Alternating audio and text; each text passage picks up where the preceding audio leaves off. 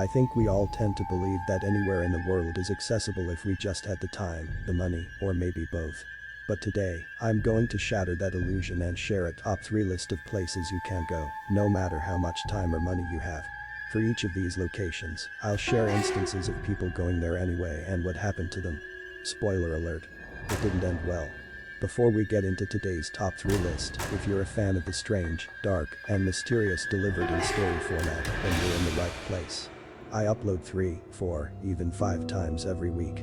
If that's of interest to you, please tap the like button, subscribe to my channel, and turn on all notifications so you don't miss any of my weekly uploads. Alright, let's get into today's stories. There is a tiny, lush, heavily forested, beautiful island 93 miles off the coast of Brazil that no matter how beautiful it looks, no one is allowed to go to this island. In fact, the Brazilian Navy has forbidden it. The legend of this island began in the early 1900s when a local fisherman was off the coast and saw beautiful banana trees at the edge of the forest, ripe and ready to be picked.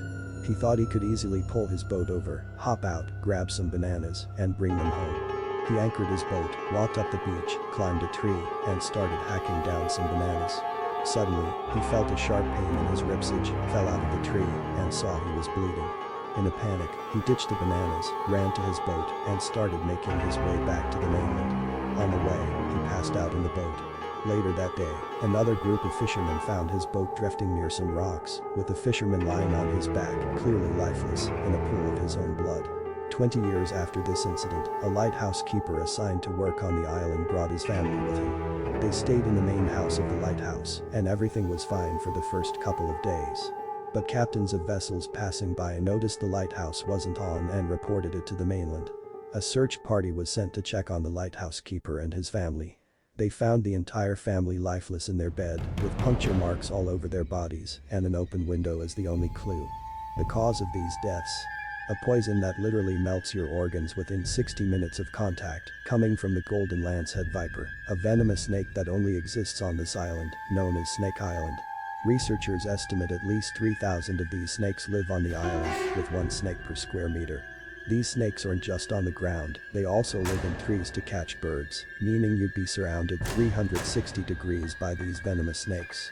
If you're bitten, you have 60 minutes to get the antidote, otherwise, it's 100% fatal. Nowadays, the only people who go to the island are Navy personnel to replace the batteries in the automated lighthouse, researchers, and poachers trying to catch these rare snakes to sell on the black market. Many poachers end up bitten and lifeless. In early 1945, during World War II, the British aimed to retake Ramri Island from the Japanese. This large flat island off the coast of Burma was a strategic air base. The British stormed the beaches on January 21, 1945, supported by naval artillery, overwhelming the Japanese. The remaining 1,000 Japanese soldiers retreated through a 10-mile mangrove swamp filled with poisonous creatures and deep mud. The British set up boats to block their escape, deciding not to chase them into the swamp. That night, British troops heard screams, gunfire, and silence from the swamp. What was happening was the largest massacre of humans caused by animals, according to the Guinness Book of World Records.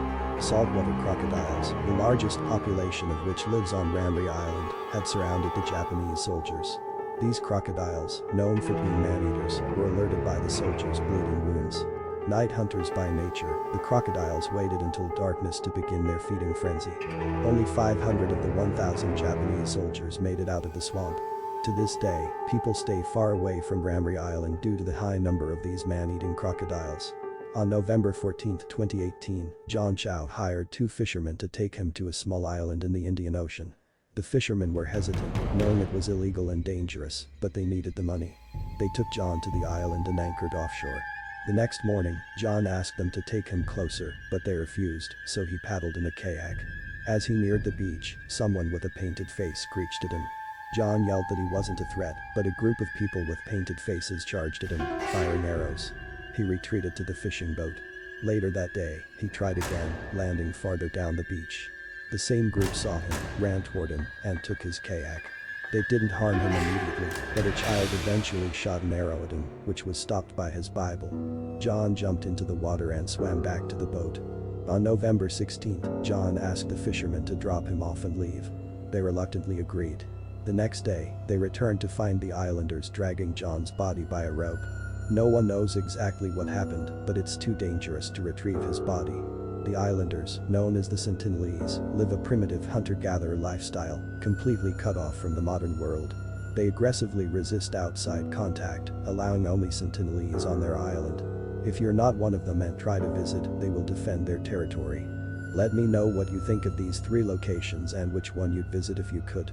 The best answer will be pinned at the top of the comments section. If you enjoyed today's story and haven't done so already, please tap the like button and subscribe to this channel, turning on all notifications so you don't miss any of my weekly uploads. Until next time, take care.